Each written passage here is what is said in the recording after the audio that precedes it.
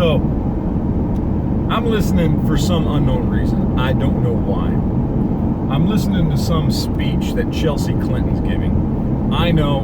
I was asking to be pissed off, okay? I get it. But she's giving this speech and she's talking about abortion. And she's talking about how we can't allow Roe v. Wade to be overturned, that women need access to health care because killing babies is health care. And she takes it back to pre-70s, back before Roe v. Wade, takes it back to the late 60s, early 70s, talking about how 5,000 to 10,000 women died every year in back alley abortions. And first off, before we get into the second half of her speech, which is what really kind of triggered me, I'll be honest, let's talk about that stat first, right? So that stat has been used since, I believe it was like 71, 72, something like that. All right? Early 70s, this stat was being passed around, and it's been pretty consistent that before Roe v. Wade, before legal abortions, 5,000 to 10,000 women every year died from back alley abortions, botched abortions, whether it was hangers or whatever, I don't know, right? And that stat's been passed around as a reason why we need to keep abortion safe and legal. Now, here's the problem with that statement, first and foremost.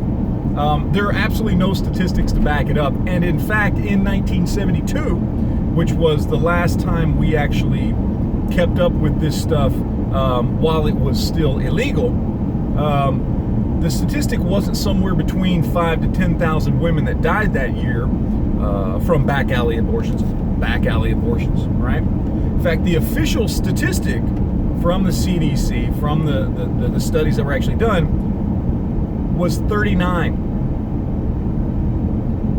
That's a 3 and a 9. 39, not 5,000 to 10,000, 39. That's the official statistic.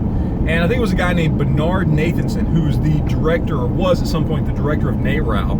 I don't remember when he said this. It was in the 90s, early 2000s, something like that.